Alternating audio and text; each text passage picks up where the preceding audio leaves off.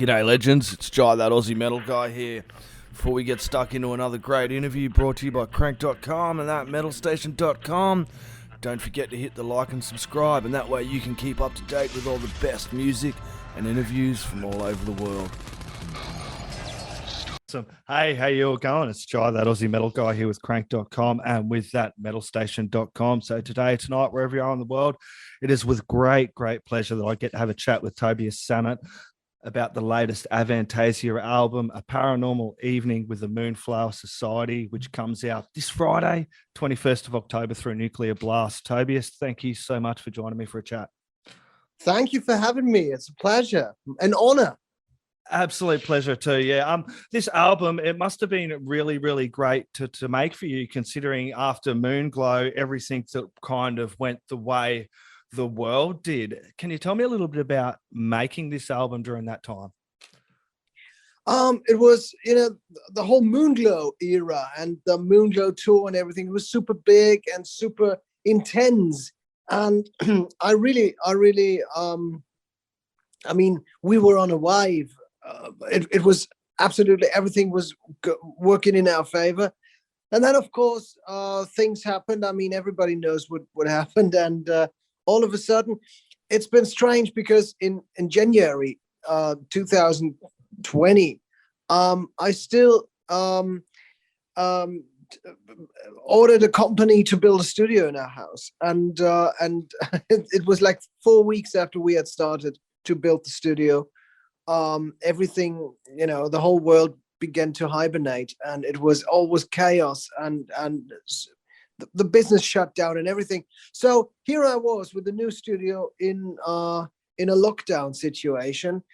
And at first it was mentally very demanding, but I have to say, in the end, it turned out to be a blessing, even though I thought, what a waste to build a studio when there's probably no music business anymore.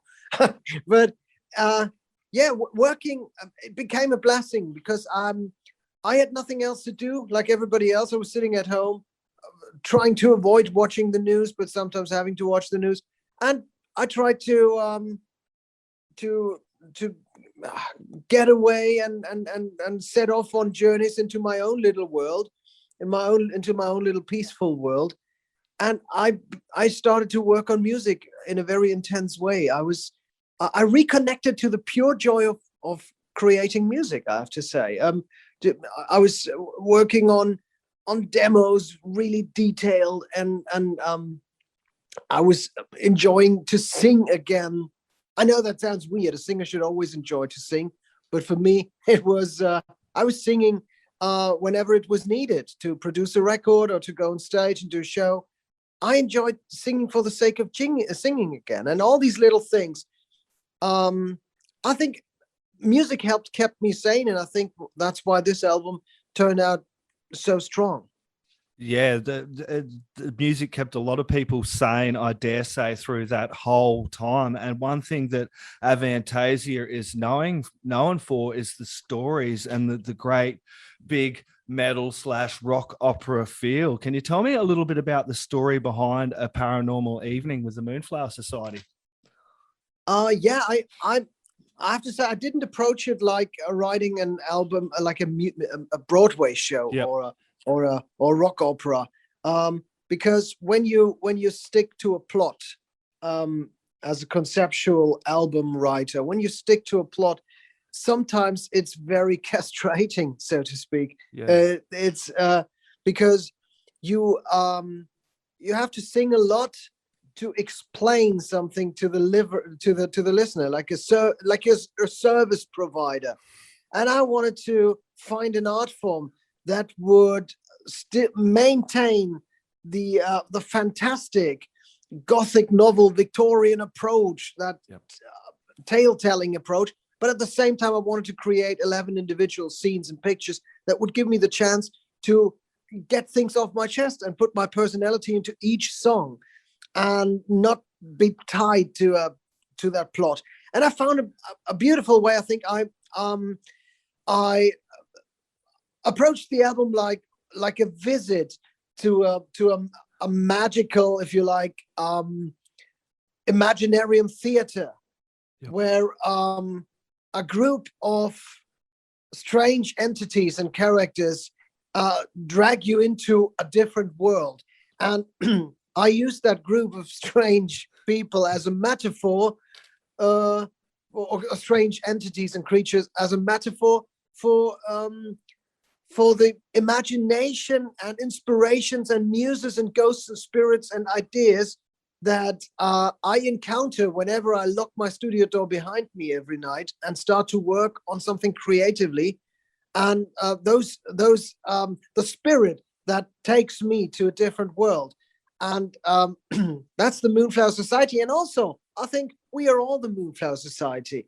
Everybody that I surround myself with in my private environment or the musical environment, we're all quirky, or we all have our quirks. And I think what we all have in common is that sometimes we have a problem to adjust to society, to what is considered normal.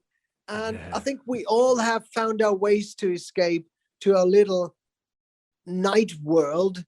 And we open up and we begin to bloom and flower when the light of the day, the daylight of the bold and the beautiful,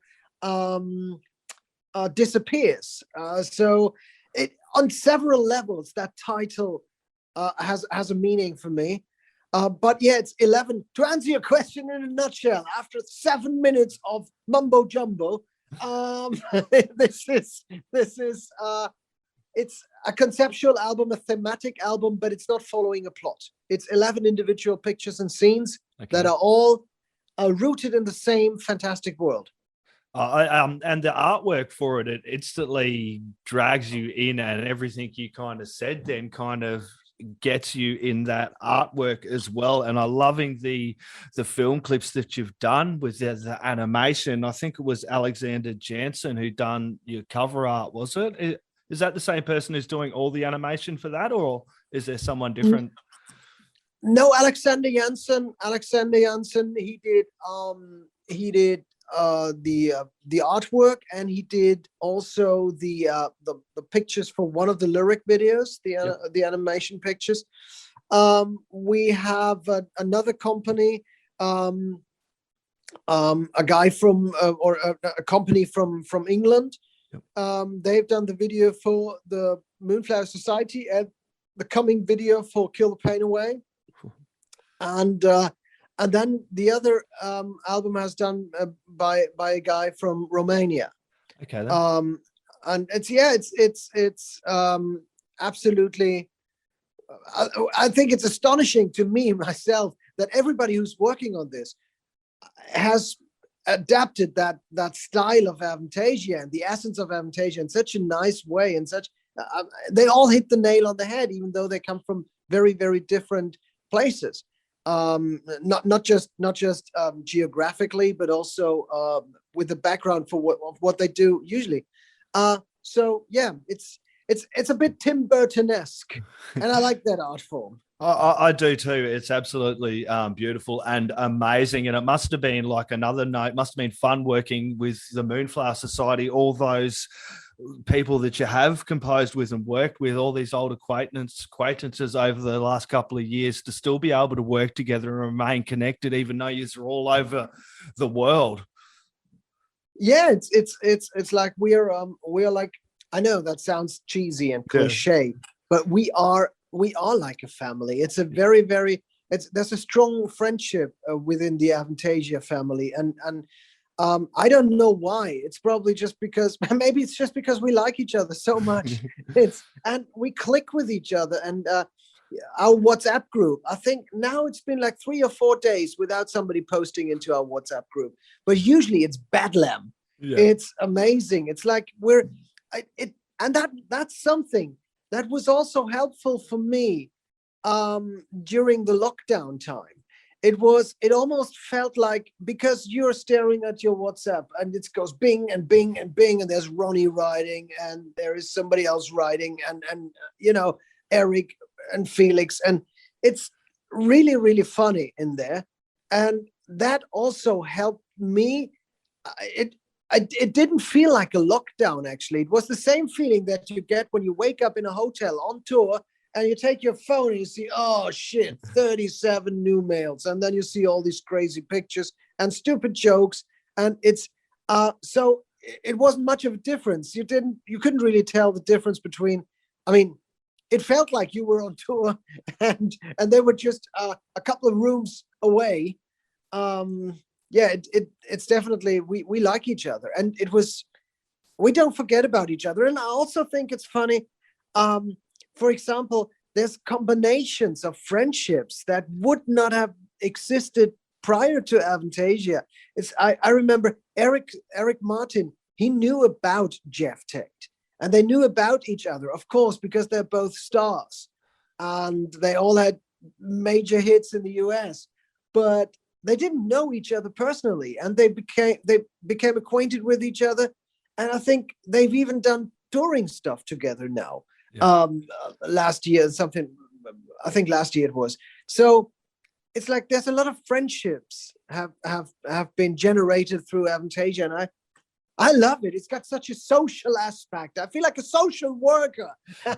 When you put on the Avantasia album, you do feel that. You know what I mean? You can put on some albums, or, you know, you can see some bands that are just going through the motions. But when you put on an Avantasia album, you feel that from start to finish, the fun with the album as well. That's something that I also get from the albums when I put in one, and this one as well, I put in there as well. And it's just so many different emotions, but I had so much fun listening to it. And it definitely, you could feel that you all had so much fun making it. And you had Ralph Sheppers on there, The Wicked Rule the Night. That was a really cool first single to kind of hit everyone with off of that album. Yeah, it was very unusual. And but I thought, you know, sometimes I got this fiendish joy of surprising people. Yep. And I thought everybody, I mean, Avantasia, we sometimes get flack from the true metal police, that sometimes we are diluting the purity of heavy metal by being so ignorant that we include a keyboard here and there, and a cheesy melody maybe there, and some little harp over there. You know, we're doing all these things. We don't play by the rules. But anyway. No one cares about those guys there, Tobias. They're usually the dudes sitting in their back with their arms crossed that haven't bought a new album since 1990. So, yeah, and but you have those people, and some people. I think so, I don't always take it personally, because some of those people, they just wish you to repeat your first album, which you can't do. But you can't explain it, and I understand the desire that they want to listen to it and go through the same motions they went through when they first listened to, or the way they remember they felt when they first listened to it. Anyway, I was really having a fiendish joy thinking of those people and how they expect Avantasia to be back with an even poppier song, even though last time we released an album, they said it can't get any poppier. This is the very low point. It can't get any lower. And they expect this, it's got to be like Coldplay or Bon Jovi or what have they said for 20 years.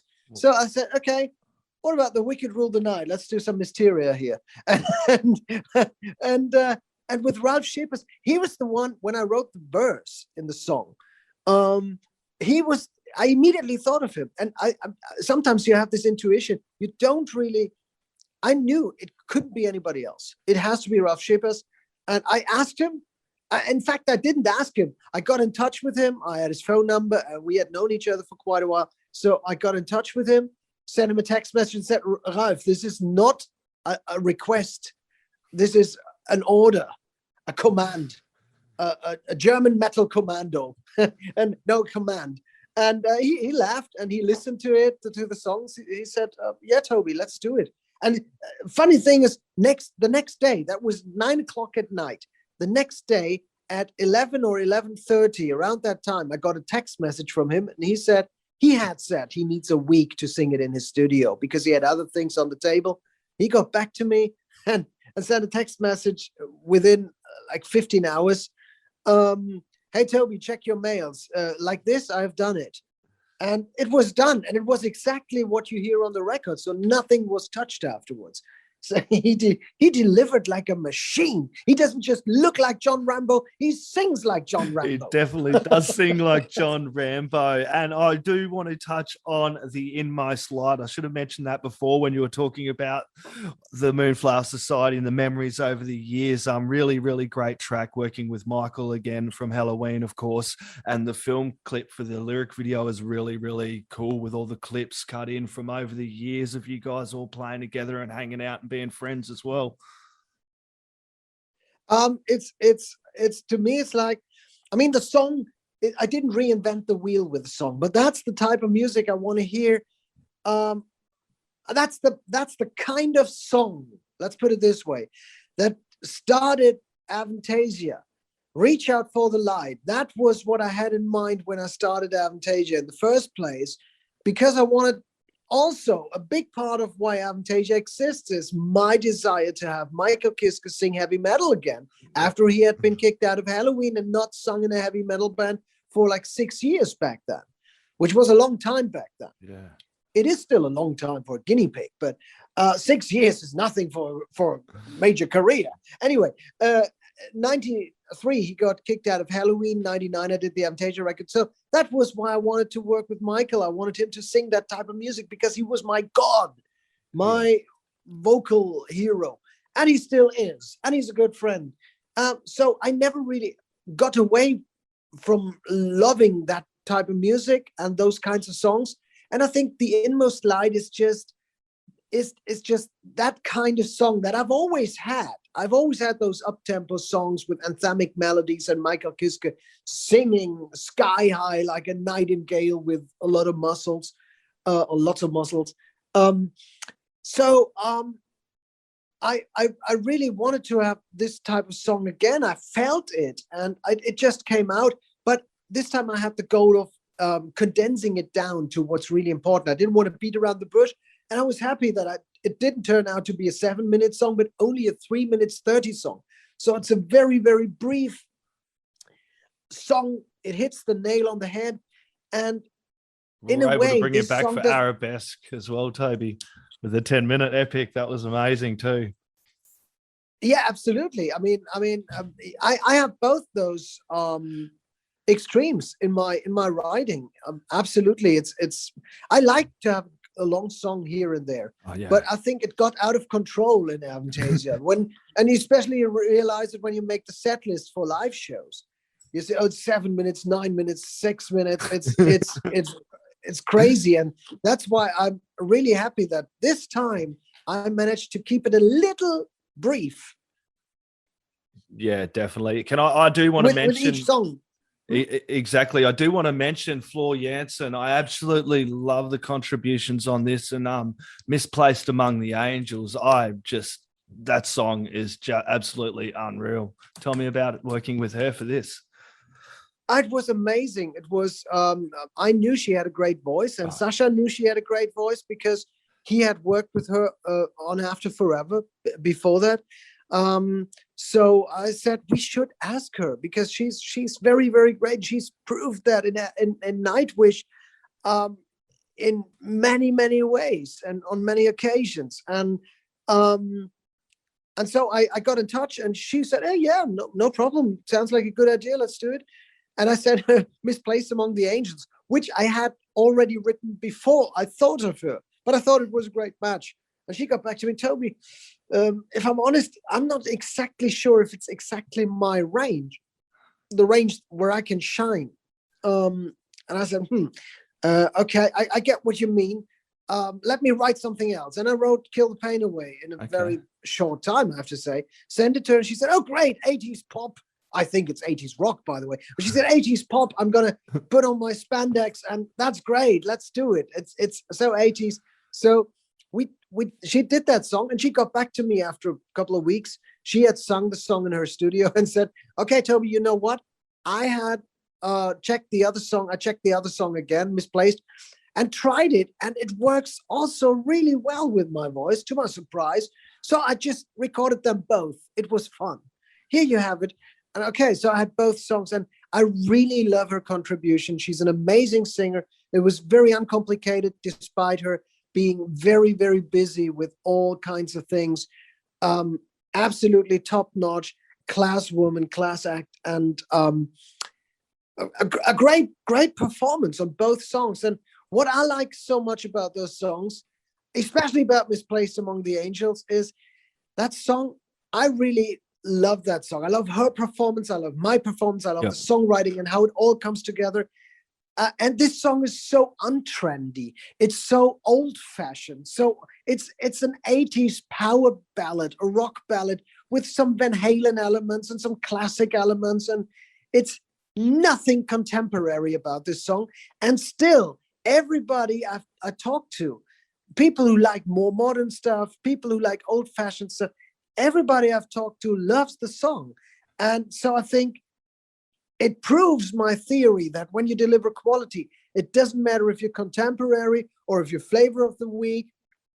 It doesn't really matter. If you have a convincing quality in what you do, and if you're convinced about it, you do it with your heart and your soul, you will be able to deliver something outstanding and convince people, and other people will like it. And that's something I think many parts of the music industry, or many people in the music industry, don't understand at all. They just follow what has been successful yesterday. Let's try to copy it. No, that was yesterday, as Lou Gramm once put it. It doesn't make sense. Follow your heart and don't follow the money of yesterday. That's perfect, Toby. I'm going to leave that there. Everybody grab A Paranormal Evening with the Moonflower Society. It comes out this Friday, 21st of October through Nuclear Blast Records. Tobias, do you have any last words, shout outs, thank yous, or anything else you'd like to add in there, my friend? I want to thank you all, and I want to send a greeting down to Australia. I'm really, really, really happy and glad you support me the way you do. And I hope to come back down under, because I love your, shall I say, little island? That's probably a bit of an understatement. I love it down there. Yeah, we'd love to have you back down here. I think 2019 was the last time. You're always welcome here, Tobias. Thank you so much. You have a lovely evening, and congratulations on the album. Thank you very much.